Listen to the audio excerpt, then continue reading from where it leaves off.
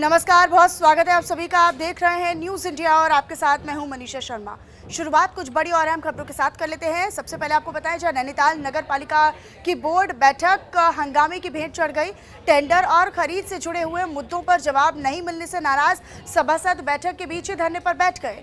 पालिका अध्यक्ष की चुप्पी और ईओ के साथ तीखी नोकझोंक के बाद ईओ और कर्मचारी बैठक छोड़कर ही चले गए। हंगामे के बीच कोई फैसला नहीं हो पाया और बैठक बिना किसी निष्कर्ष के ही समाप्त हो गई।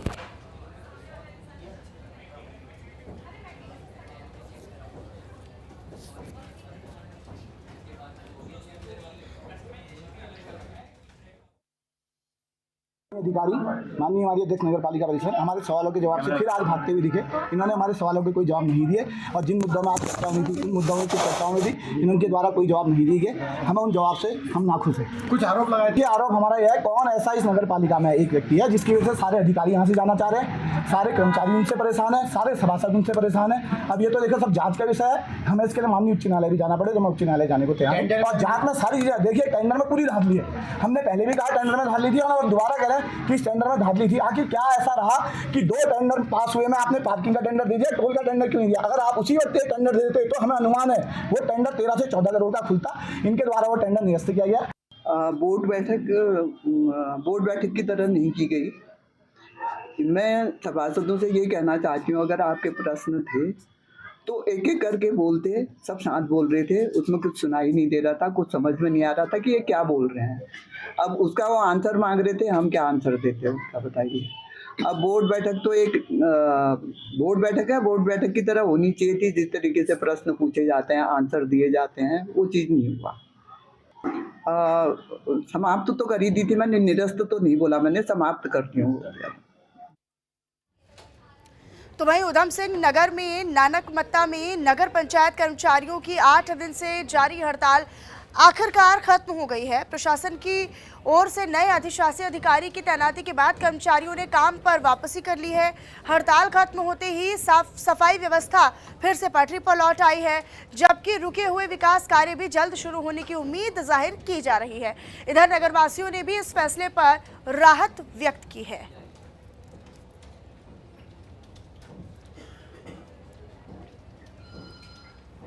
इधर चंपावत के खेती खान में स्वतंत्रता संग्राम सेनानियों के सम्मान को लेकर आंदोलन शुरू हो चुका है, जहां स्मृति स्थल और बहुउद्देशीय भवन के लिए स्वीकृत 20 लाख रुपए की धनराशि दूसरे स्थान पर स्थानांतरित किए जाने के विरोध में क्षेत्रवासियों ने जिला पंचायत सदस्य अशोक मेहरा के नेतृत्व में अनिश्चितकालीन धरना शुरू कर दिया है। इधर प्रदर्शनकारियों ने चेतावनी दे दी है और कहा है कि अगर धनराशि वापस नहीं की गई तो आंदोलन को और तेज किया जाएगा।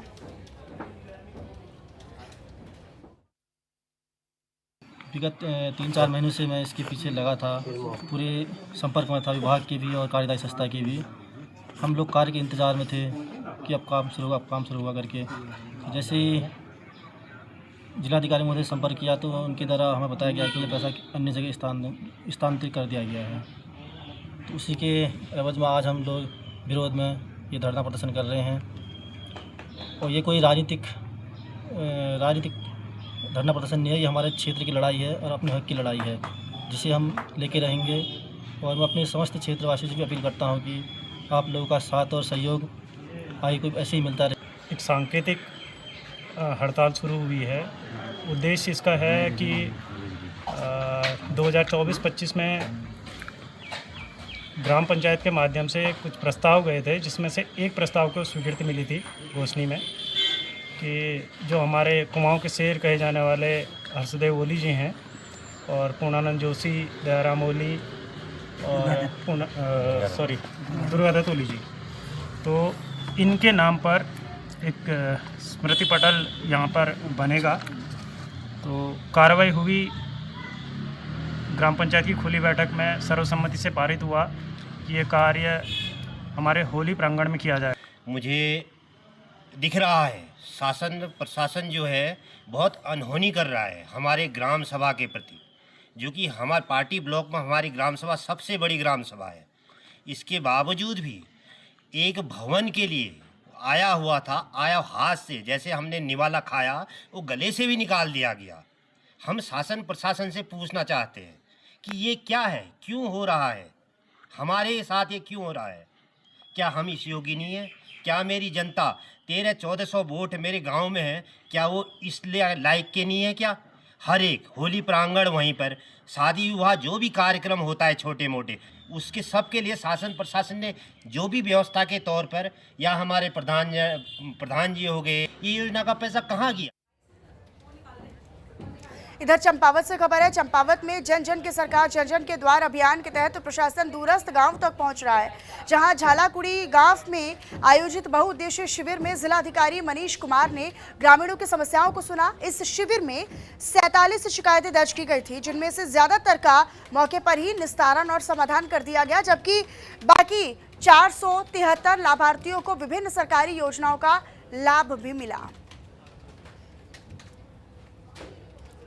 सरकारी सुविधाओं माननीय मुख्यमंत्री जी के द्वारा एक सघन अभियान चला करके जनपद प्रशासन जो है, शीर्ष प्रशासन है, उसको गांव के जो दूरस्थ क्षेत्र हैं जहाँ पे वंचित लोग रहते हैं, ऐसे लोग रहते हैं जो सरकारी सुविधाओं का लाभ कतिपय कारणों से नहीं ले पाते हैं। इसमें एक प्रमुख कारण होता है दूरी होना, ऐसी व्यवस्था ना होना की वजह, और साथ ही साथ योजनाएँ हैं उनका ध्यान न होना। तो ऐसे स्थिति के लिए, ऐसे परिस्थिति के लिए माननीय मुख्यमंत्री जी ने एक संवेदनशील पहल पूरे प्रदेश में की, जिसमें जनपद चंपावत उनका गृह क्षेत्र। इधर आगे बढ़ते हुए आपको बताएं, जहां टनकपुर के शारदा घाट में शारदा कॉरिडोर निर्माण के दौरान हुए विवाद पर मुख्यमंत्री पुष्कर सिंह धामी की ओर से तत्काल प्रभाव से संज्ञान लिया गया है। दरअसल मुख्यमंत्री पुष्कर सिंह धामी के निर्देश के बाद जिला प्रशासन हरकत में आया और प्रभावित परिवारों के साथ बैठक कर उनके हितों की सुरक्षा का भरोसा भी दिलाया गया। तो वहीं ठेकेदार कंपनी ने भी हुए नुकसान की भरपाई जल्द करने का आश्वासन दिया है।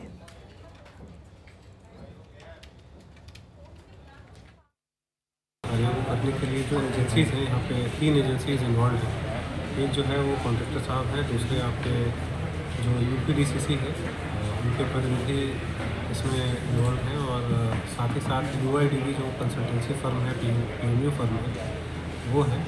तो ये तीनों एजेंसीज के द्वारा यहाँ पे जो शारदा कॉरिडोर के लगभग 3 जो हमारे प्रमुख कार्य हैं वो यहाँ पे गतिमान है, जिसमें किरोड़ा नाले का कार्य जो है वो अभी अवगत किया गया कि 45% हो गया है। दूसरा कार्य जो है घाट का है। घाट में एक पोर्शन जो है वो फॉरेस्ट का है और एक पोर्शन जो है वो रेवेन्यू डिपार्टमेंट की लैंड का है। तीसरा जो कार्य है वो जैसा कि आप विदित हैं, एक हमारा सिटी ड्रेनेज प्लान है। इधर अगली खबर का रुख करते हुए आपको बताएं, जहां सितारगंज में पुलिस व्यवस्था को और बेहतर सुदृढ़ बनाने की कवायद तेज हो गई है, जहां पर एसएसपी अजय गणपति ने सितारगंज कोतवाली पहुंचकर करीब 4 करोड़ 7 लाख रुपए की लागत से बन रहे नवनिर्मित पुलिस भवनों और आवासों का निरीक्षण किया। इसी दौरान उन्होंने निर्माण कार्यों की गुणवत्ता बनाए रखने और अधूरे कामों को तय समय सीमा में पूरा करने के निर्देश भी दिए।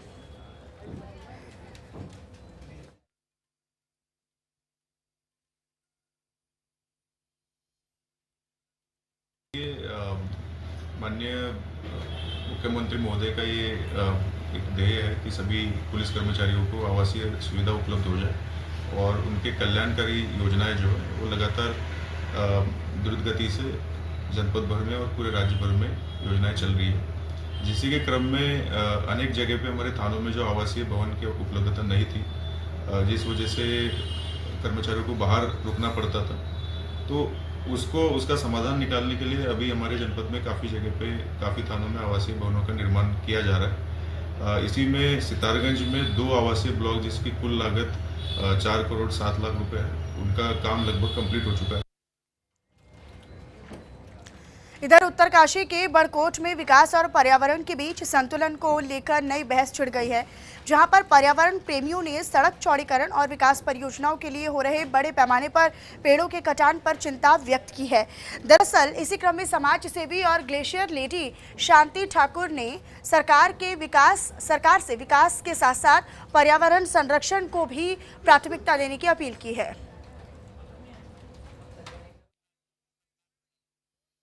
सबसे पहले जो है, आज हमारे देश के एक बहुत बड़ा साइंटिस्ट दिल्ली में हमारे बच्चों के लिए और इस देश के बच्चों के लिए, देश की जो धरोहर है उनके लिए जो है ना, आज 19वां दिन उनको आज धरने पे हो गया और वो बिल्कुल भूख हड़ताल पे हैं। तो मैं चाहूँगी कि उनको खोए ना सरकार और देश। तो मैं उनके साथ हूँ, भले मेरा अभी असमर्थ हूँ, मैं आ नहीं पा रही हूँ, लेकिन जो है आपसे मैं रिक्वेस्ट करती हूँ कि धरना जो आपके हड़ताल है उसको तोड़ के वार पार की लड़ाई भी लड़ी जा सकती है, लेकिन जो है ना अपने को मार के जो है हम जो है नहीं लड़ सकते। तो मैं ये चाहूँगी कि मैं आपके साथ हूँ और आप जो है ना अपना धरने को जो है वो कर दीजिए, उठा दीजिए। अपना सरकारें आती है तो अलग बात है, नहीं आती है तो उसके लिए भी कोई ना कोई रास्ता जो आपको जो है ना जिंदा रहने के लिए करना पड़ेगा।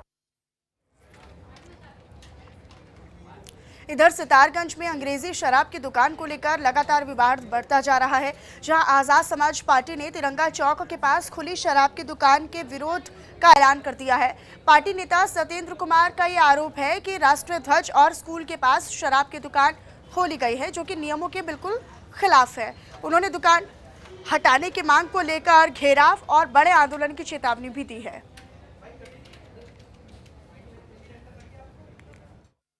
चाहूँगा कि मैं आपको दिखाना चाहता हूँ कि ये पत्र हमने 1-1.25 महीने पहले दिया था। ये 13 जून को हमने दिया था पत्र कि भाई सितारगंज में जो तिरंगा राष्ट्रीय ध्वज तिरंगा के नीचे जो है शराब की जो दुकानें खोली गई हैं उसको हटाने के लिए, चूंकि मानक के विपरीत हैं, वहाँ से डेली अधिकारियों की, बड़े बड़े लोगों की गाड़ियाँ डेली गुजरती हैं।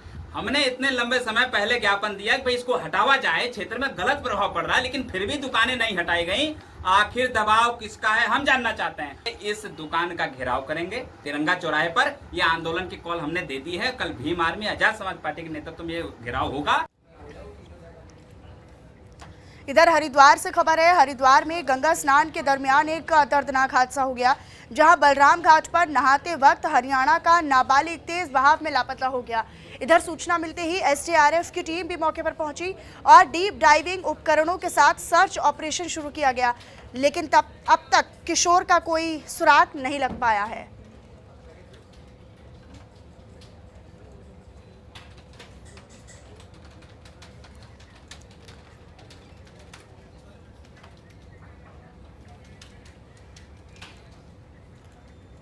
चलिए आगे बढ़ लेते हैं। अब आपको बताया जाए, हल्द्वानी रुद्रपुर मार्ग पर गन्ना सेंटर के पास एक बेहद दर्दनाक सड़क हादसा सामने आया, जहां पर एक तेज रफ्तार कैंटर ट्रक ने बाइक सवार व्यक्ति को बुरी तरीके से कुचल दिया। टक्कर इतनी भयावह और इतनी जबरदस्त थी कि बाइक सवार के मौके पर ही जान चली गई। हादसे का मंजर इतना खौफनाक था कि मृतक के चीथड़े ही उड़ गए और मांस के टुकड़े सड़क पर बिखर गए। दुर्घटना के बाद मार्ग पर जाम की स्थिति बन गई और चालक फरार हो गया, जिसके बाद राहगीरों ने तुरंत इसकी सूचना स्थानीय पुलिस को दी। इधर जानकारी मिलते ही पुलिस चौकी की टीम तुरंत मौके पर पहुंची और घटनास्थल का मुआयना कर सड़क पर बिखरे हुए शव के अवशेषों को समेटा गया और साथ ही साथ पंचनामा भरकर शव को पोस्टमार्टम के लिए भेज दिया गया है, जिसके बाद फरार ट्रक चालक की तफ्तीश में पुलिस टीमें दबिश दे रही हैं और जल्द ही आरोपी को गिरफ्तार कर लिया जाएगा, ऐसा पुलिस प्रशासन की ओर से कहा जा रहा है।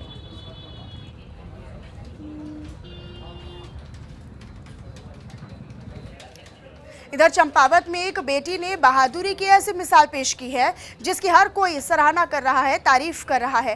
दरअसल सिवल्टा गांव में घर के अंदर टीवी देख रहे बुजुर्ग पिता पर गुलदार ने अचानक से हमला बोल दिया। तभी मायके आई बेटी ने हिम्मत दिखाते हुए पिता को बचाया और गुलदार को घर के अंदर ही कैद कर दिया। जानकारी पर पहुंची वन विभाग की टीम ने देर रात रेस्क्यू कर गुलदार को पकड़ लिया है।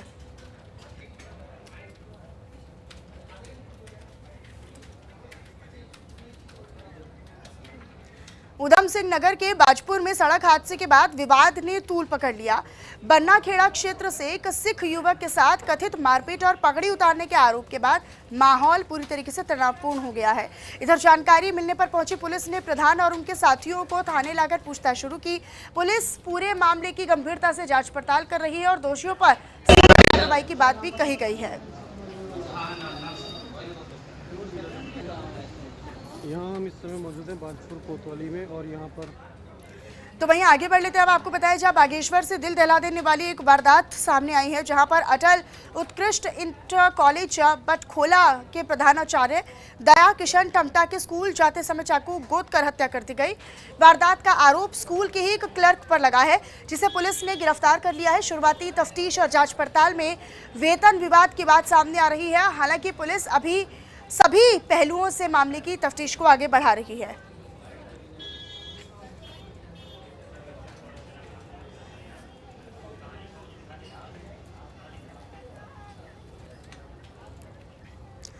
देहरादून पावटा साहिब नेशनल हाईवे पर एक बड़ा हादसा टल गया, जहां विकास नगर के बद्रीपुर कट के पास तेज रफ्तार स्कॉर्पियो गाड़ी और स्कूल वैन की जबरदस्त तरीके से टक्कर हो गई।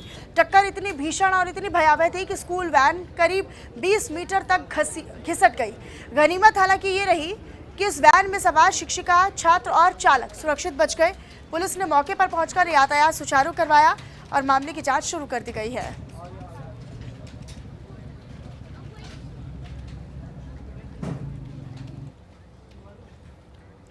उधम सिंह नगर के दिनेशपुर से सनसनीखेज मामला सामने आया है, जहां पर नेताजी नगर के पास संदिग्ध अवस्था में एक व्यक्ति का शव मिलने से इलाके में हड़कंप की स्थिति बन गई है।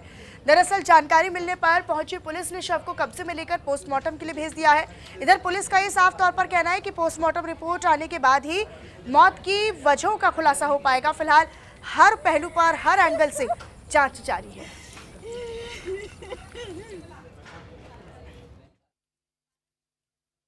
ठेकेदारी के भी काम करते हैं। पहले सूचना मिली थी कि अननोन डेड बॉडी है। मौके पे पहुंच के लोग वागों से आइडेंटिफाई कराया था, तो ये दिनेशपुर का रहने वाला जानकारी हुई है। इसके घर वाले भी आ गए हैं और बाकी इसके पास बाइक भी है। तो पोस्टमार्टम के लिए पंचायतनामा भरा जा रहा है और बाकी कार्रवाई जारी। प्रथम दृष्टया अभी कुछ नहीं कर सकते हैं। हो सकता है यदि कल शाम से यहाँ पे हो तो कोई लोग बागों का आम मत है अभी किसी जो है सांप वगैरह काटने से भी है। वैसे इसके शरीर पर भी कोई चोट नहीं है, फिर भी कुछ किसी ने मेरे को खबर दिया कि वो सपन राय या उसका बाप का नाम गुरुपत। मैंने कहा हाँ, यहाँ पे हमारे घर के सामने रहता है। उसका एक्सीडेंट हो गया तो हमने सबको खबर दिया। हमने चलो उसके परिवार को खबर दिया, उसके परिवार को लेके भी आया गाड़ी में बैठा के। और लड़का बहुत ही अच्छा था, ऐसा कुछ नहीं है। पता नहीं है ये ऐसा कदम कैसे उठा लिया इसने। इस विषय में तो मैं कुछ कह नहीं सकता। अभी पुलिस प्रशासन आया हुआ है, पोस्टमार्टम में पता लगेगा क्या। हरिद्वार से खबर है। हरिद्वार के पथरी गैंगरेप मामले में पुलिस को बड़ी सफलता हासिल हुई है, जहां पर नाबालिग से दुष्कर्म और उसके साथी युवक के साथ मारपीट के सनसनीखेज मामले का खुलासा करते हुए पुलिस ने 6 आरोपियों को गिरफ्तार कर लिया है। दरअसल पुलिस के मुताबिक अगर बात की जाए तो वारदात 12 जुलाई की रात फूलगढ़ के जंगल में हुई थी। सभी आरोपियों के खिलाफ गंभीर धाराओं में कार्रवाई की गई है।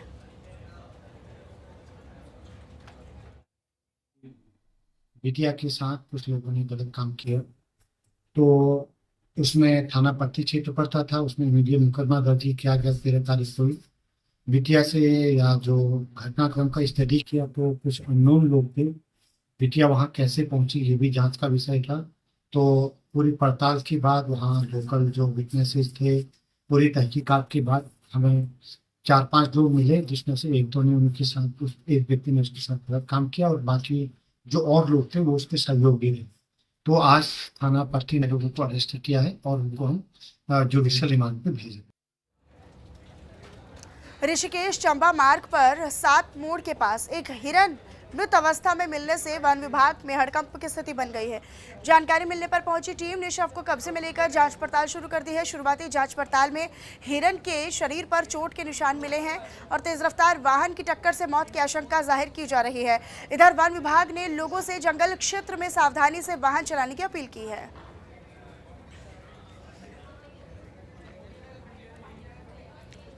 हरिद्वार में कांग्रेस ने कुंभ और चारधाम व्यवस्थाओं को लेकर राज्य सरकार पर सवाल उठाए हैं। दरअसल प्रेस कॉन्फ्रेंस के दौरान कांग्रेस नेता आलोक शर्मा ने साल 2027 के आयोजन और धार्मिक परियोजनाओं में वित्तीय पारदर्शिता की मांग करते हुए सरकार से कुंभ, अर्धकुंभ और चारधाम से जुड़े हुए खर्च, टेंडर और धन आवंटन पर व्हाइट पेपर जारी करने की मांग की है।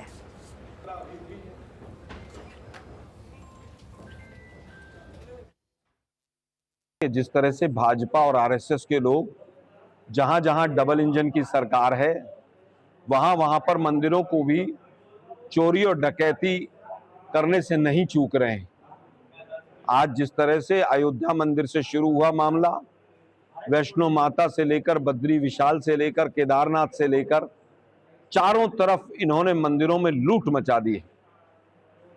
आने वाला समय कुंभ का, जो कि अर्ध कुंभ है, वो भी आने वाला समय है यहाँ पर हरिद्वार के अंदर। तो वहीं आगे बढ़ लेते हैं। अब आपको बताएं, जब पर्वतीय क्षेत्रों में मिलने वाले जंगली फल बेड़ू यानी हिमालयी अंजीर को जैम और चटनी निर्माण के लिए जीआई टैग मिल चुका है। ये पौड़ी जिले का पहला जीआई टैग उत्पादन बन गया है। बेड़ू प्रोसेसिंग से स्वयं सहायता समूहों से जुड़ी सैकड़ों महिलाओं को रोजगार भी मिल रहा है।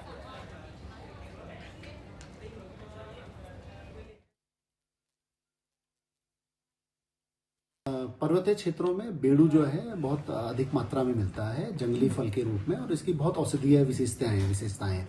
तो इन्हीं विशेषताओं को ध्यान रखते हुए जनपद पौड़ी गढ़वाल में उमंग स्वायत्त सहकारिता में बेड़ू फ्रूट प्रोसेसिंग यूनिट की स्थापना की गई थी, और 3 साल से ये यूनिट लगातार बेड़ू और विभिन्न स्थानीय फल सब्जियों के प्रसंस्कृत उत्पाद बनाती है।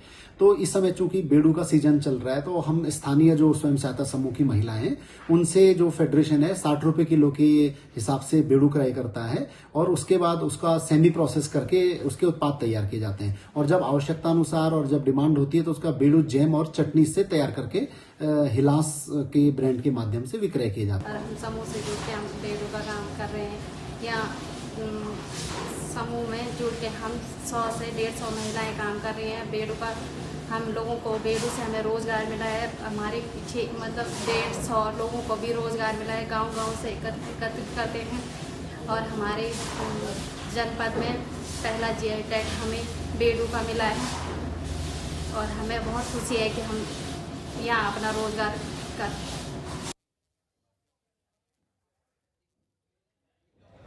चलिए फिलहाल इन्हीं तमाम बड़ी और अहम खबरों के साथ इस बुलेटिन में इतना ही। आप बने रहिएगा हमारे साथ। नमस्कार।